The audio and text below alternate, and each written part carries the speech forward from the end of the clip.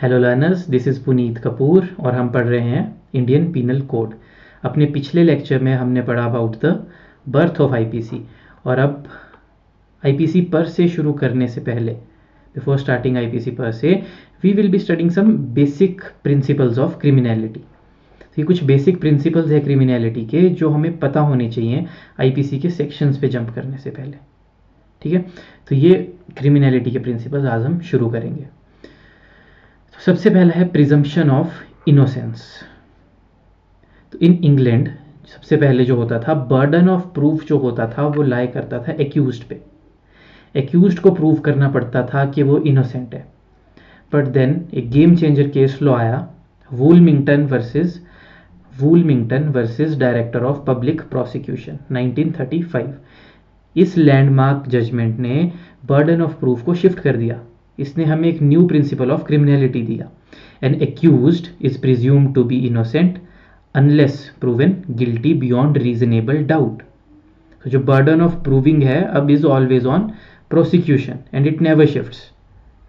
और एक Roman saying भी है ना old, let 100 accused go free rather than 1 innocent suffer.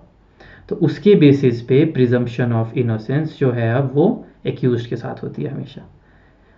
तो प्रोसिक्यूशन को हमेशा प्रूव करना पड़ता है कि जो एक्यूज्ड है उसने क्राइम किया है। और कभी कभी पूछ लेते हैं कोई इंडियन केस लॉ भी है इससे रिलेटेड। तो इंडियन केस लॉ है दया भाई छगन भाई ठक्कर। ये है दया भाई छगन भाई Thakkar versus state of Gujarat.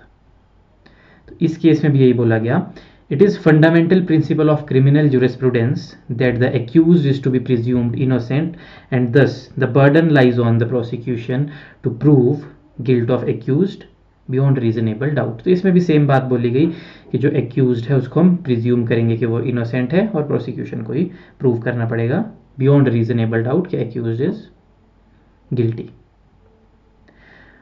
उसके बाद बियॉन्ड रीजनेबल डाउट एक वर्ड यूज हुआ है इसमें। बियॉन्ड रीजनेबल डाउट का मतलब होता है, बियॉन्ड रीजनेबल डाउट का मतलब होता है doubt of reasonable prudent man. जितना एक रीजनेबल प्रूडेंट मैन जितने पे एक्ट कर पड़ता है उतना होता है रीजनेबल डाउट। मतलब एक प्रूडेंट मैन की थिंकिंग के हिसाब से हम बियॉन्ड रीजनेबल डाउट को इंटरप्रेट करेंगे। अब इसका भी केस है, देखो Vijay Singh versus state of UP 1990। Proof beyond reasonable doubt does not mean proof beyond shadow of doubt. It is the proof of such convincing character that a reasonable person would not hesitate to act upon it. मतलब उस level का doubt जिसपे एक reasonable prudent आदमी convince हो जाए कुछ act करने के लिए, हेजिटेट ना करे उस पर एक्ट करने के लिए, उसको बोलते हैं beyond reasonable doubt. Beyond a shadow of doubt नहीं है, बियॉन्ड रीजनेबल डाउट है। ठीक है, उसके बाद आ जाते हैं हम अगले इंपॉर्टेंट प्रिंसिपल पर, एक्टस रियस और मेंस रिया। तो एक और इंपॉर्टेंट चीज़ जो हमारे इसमें आती है वो है एक्टस रियस और मेंस रिया। अब इसकी शुरुआत कहाँ से हुई थी? एक लैटिन मैगजिन से, एक्टस नॉन फैसिट्रियम निसीमेंसिट रिया। तो एक लैटिन मैगजिन है एक्टस नॉन फैसिट्रियम निसीमेंसिट रिया, ये आपको याद ही करनी है। और इसका मतलब होता है an act itself does not make man guilty unless his intentions were so. तो सिर्फ एक एक्ट इंसान को गिल्टी नहीं बनाता जब तक उसकी इंटेंशंस ऐसी ना हो। तो मतलब जो हमारे आईपीसी में हम आगे ऑफेंसेस देखेंगे उसमें एक्टस रियस मतलब एक्ट होना भी ज़रूरी है प्लस मेंस रिया इंटेंशन। तो act plus intention is equal to offence. ठीक है, जब एक्ट होगा प्लस इंटेंशन होगी उससे हमारे पास बन जाएगा ऑफेंस। अब फिर एक और चीज़ आती है, चलो पहले एक्टस रियस से शुरू करते हैं। आज हम एक्टस रियस ही पढ़ेंगे। तो सबसे पहले है एक्टस रियस। एक्टस रियस मतलब एन एक्ट। तो एक्टस रियस होता है कोई भी ऐसा एक्ट जो कि प्रोहिबिटेड बाय लॉ है, कोई भी एक्ट जो कि गिल्टी एक्ट जो कि प्रोहिबिटेड बाय लॉ है। ठीक है, और एक्ट में जब हम एक और चीज़ देखेंगे तो इसमें एक और चीज़ है। अच्छा, एक्टस रियस में पर हाँ एक चीज़ जो आपको याद रखनी है, सबसे पहले तो एक्टस रियस जो कि एक प्रोहिबिटेड एक्ट है। इसकी एक एक्सेप्शन आती है, इसकी एक्सेप्शन है कॉन्स्पिरेसी। वहां पे एक्टस रियस पर से नहीं होता, लेकिन फिर भी इंसान लायबल है, क्योंकि जो थिंकर्स थे उस टाइम के, उन्होंने क्या कहा, जो कॉन्स्पिरेसी होती है वो दो लोगों के बीच अग्रीमेंट होता है, तो दो लोग जब किसी चीज़ को एग्रीमेंट कर रहे हैं हम उसे एक्ट मान लेंगे। तो एक्टस रियस का एक छोटा सा एक्सेप्शन जो है वो है कॉन्स्पिरेसी, वहां पे दो इंटेंशंस ही मिलके पनिशेबल हो जाती है, एक्टस रियस नहीं होता है। ठीक है, अब एक्टस रियस में क्या होता है, जो एक्ट है वो प्रोहिबिटेड बाय लॉ होगा, और each actus reus must be charge separately, must be treated separately, must be punish separately. लेकिन अगर वो एक ही ट्रांजैक्शन में हो रहे हैं then they can be tried together. ये हम BNSS या CRPC में देखेंगे, जॉइंडर ऑफ चार्जेस वगैरह और ट्रायल एक साथ हो सकता है। मेंस रिया की अभी हम बात नहीं करेंगे, मेंस रिया की बात अगले लेक्चर में अच्छे से करेंगे, अभी हम एक्टस रियस पर ही फोकस करेंगे। तो एक्टस रियस में हमने देखा एक्ट। अब आते हैं उसके एलिमेंट्स। सबसे इंपॉर्टेंट जो एक्ट है वो वॉलंटरी होना चाहिए। तो एक्टस रियस में जो एक्ट है, जो आप एक्यूज जो एक्ट कर रहा है वो उसका वॉलंटरी एक्ट होना चाहिए, ना कि किसी के कहने पर विदाउट इंटेंशन।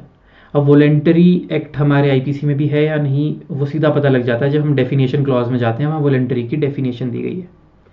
IPC में तो सेक्शन 39 में थी।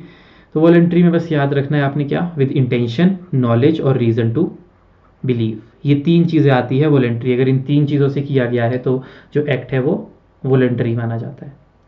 और एक लैंडमार्क केस लो है रीजन टू बिलीव पे, वो आपने याद रखना है, Sherras versus De Rutzen, Sherras versus De Rutzen 1895 का। अब हम पढ़ते हैं actus reus with respect to intervening cause. तो अब जब हम पढ़ेंगे actus reus with respect to an intervening cause, तो इसमें हम थ्योरीज पढ़ेंगे हार्ट एंड हुनरो की और ग्लेनवेल विलियम्स की।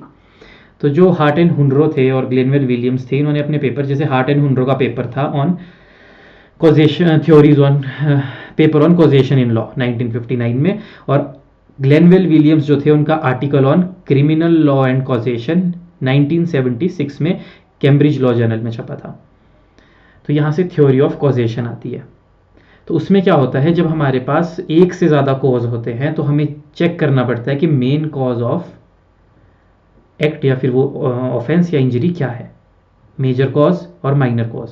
मेजर कॉज को हम कहते हैं कॉजा कॉजन्स, लिखा भी है मेजर कॉज कॉजा कॉजन्स, और माइनर कॉज कॉजा सिना क्वा नॉन। ठीक है, अब हम कुछ एग्जांपल्स करेंगे जिसमें हम देखेंगे कि किस तरह से ये थ्योरी वर्क करती है, थ्योरी ऑफ कॉजेशन।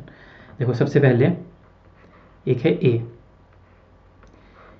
ए ने शूट किया बी को, ठीक है, A shoots B and B is about to die. उसको लेके जा रहे हैं हम एम्बुलेंस में हॉस्पिटल, लेकिन बीच में हो जाता है एक्सीडेंट। तो इसमें what is the liability of A. तो देखो इसमें दो कॉज है, अब हमें देखना है मेजर कॉज क्या है। तो देखो जब ए ने शूट किया बी को and B was about to die, तो मेजर कॉज उसकी डेथ का क्या है, शूटिंग। तो A would be liable for murder. एक और एग्जांपल देखते हैं, ए ने शूट किया बी को ऑन द आर्म, बाजू पे शूट किया, उसको ले जा रहे थे again hospital, on the way ambulance का हो जाता है एक्सीडेंट। तो यहां पर क्या लाइबिलिटी है ए की, तो यहां A would only be liable for attempt to murder, क्योंकि इन ऑर्डिनरी केसेस अगर आर्म पे गोली लगे तो डेथ नहीं होती है। एक और एग्जांपल देखते हैं, ए ने अगेन शूट्स बी, हॉस्पिटल ले गए, हॉस्पिटल से डिस्चार्ज होके वो घर आ गया, घर आके उसकी डेथ हो गई ड्यू टू वुंड्स। उसके जो वुंड्स थे वो अच्छी तरह हील नहीं हुए, उसकी डेथ हो गई। तो here A would again be liable for murder. Last example अगर आपने वो बता दिया तो आपको समझ आ गया। ए शूट्स बी, अगेन ए ने बी को शूट किया, हॉस्पिटल ले जा रहे थे लेकिन बड़े हॉस्पिटल में स्ट्राइक थी, लेके गए स्मॉल हॉस्पिटल, जहां पे अच्छा इलाज उसको मिल नहीं पाया और उसकी वजह से हो गई उसकी death. Now what is the liability of ए?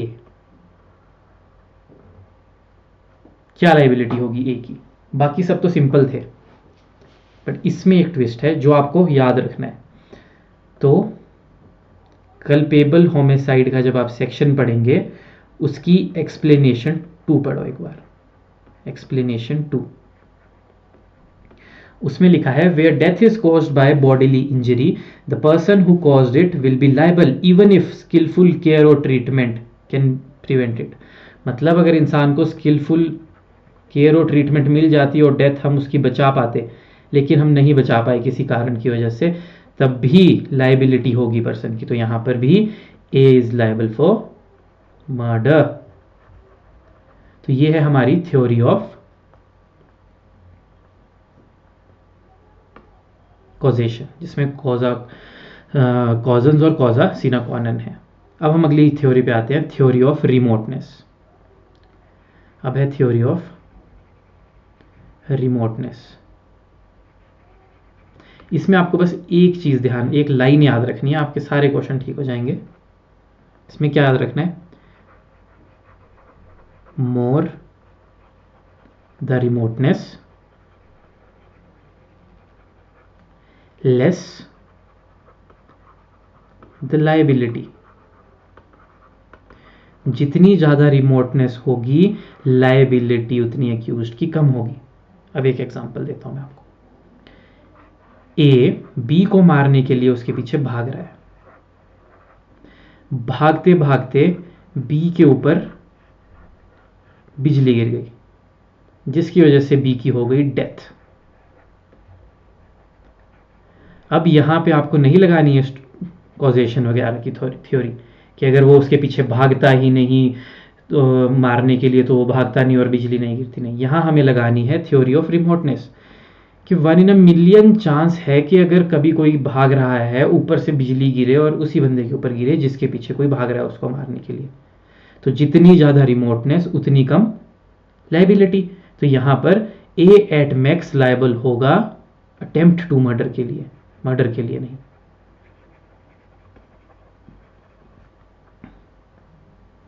अब आते हैं अपनी एक और लास्ट थ्योरी पर, जो है principle of ordinary hazard. Principle of ordinary hazard. अब ऑर्डिनरी हैजर्ड में मैं आपको एग्जांपल से समझा देता हूं, सब क्लियर हो जाएगा। इसमें क्या है, 2 एग्जांपल्स दूंगा, 2 एग्जांपल से आप समझ जाएंगे। सेम एग्जांपल अगेन, ए शूट्स बी, ए ने बी को मारा जिसकी वजह से वो हॉस्पिटल में एडमिट हो गया। हॉस्पिटल में सबको एक ऑर्डिनरी हैजर्ड हुआ था जिसकी वजह से 100 में से 90 लोग मर रहे थे। वो वाला हैजर्ड हमारे बी ने भी कैच कर लिया, वो वाला डिजीज बी को भी हो गया एंड बी इवेंचुअली डाइज, जो बी है वो मर गया। तो इसमें अब हमने थ्योरी लगानी है ऑफ ऑर्डिनरी हैजर्ड कि ये जो ऑर्डिनरी हैजर्ड था ये 90% लोगों को डेथ कॉज कर रहा था।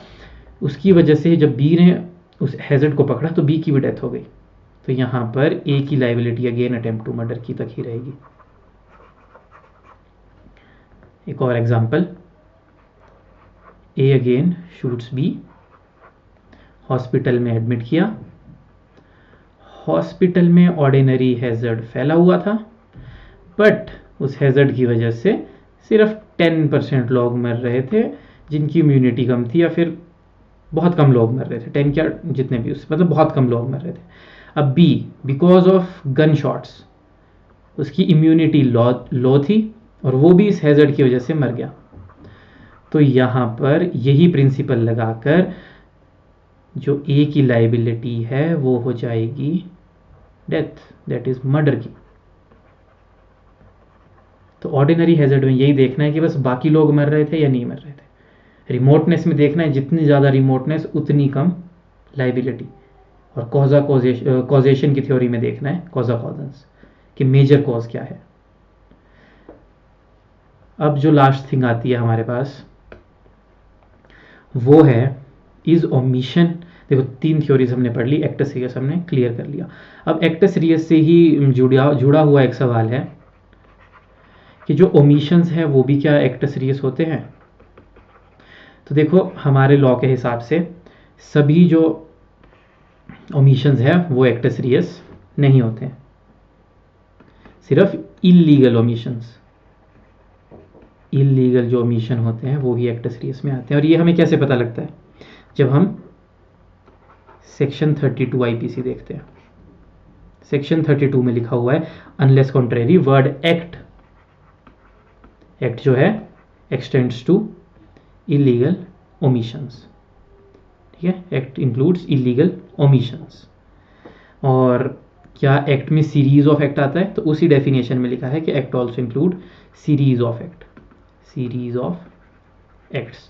तो आज हमने क्या पढ़ा, पहली theory accused is innocent unless proven guilty beyond reasonable doubt. उसके बाद हमने देखा बियॉन्ड रीजनेबल डाउट क्या होता है प्रूडेंट मैन के हिसाब से, जहाँ पे ऑर्डिनरी रीजनिंग का जो मैन है वो हेजिटेट ना करे उस पर एक्ट करने के लिए, वो होता है बियॉन्ड रीजनेबल डाउट। उसके बाद हमने एक मैगजीन पढ़ी एक्टस नॉन फेसिट्रियम निसी मेंसिट्रिया, जिसमें हमने देखा कि एक जो एक्ट है वो इटसेल्फ पनिशेबल नहीं है अगर इंटेंशन ना हो दूसरे इंसान की। इसका एक जैसे एग्जाम्पल भी देख लो, एक हैंगमैन ने किसी को फांसी दी, उसने एक्ट किया लेकिन उसकी इंटेंशन नहीं थी, वो तो ऑर्डर्स फॉलो कर रहा था। एक्ट किया लेकिन इंटेंशन नहीं थी, तो वो गिल्टी नहीं होगा। और यही हम आगे जनरल एक्सेप्शंस में भी देखेंगे, ठीक है। और ये इसके ऊपर भी एक मैक्सिम आ जाती है, एक्टस मी इन वीटो फैक्टस नॉन एस्ट मेंस एक्टस, an act done by me against my will is not my act. कि कोई अगर मैं एक्ट कर रहा हूँ जो मैं वॉलंटरी नहीं कर रहा हूँ तो मेरा एक्ट नहीं है। वहीं से हमने वॉलंटरी पढ़ा, और फिर हमने शेराज वर्सेस डी रिडसन का केस भी पढ़ा था रीज़न टू बिलीव में।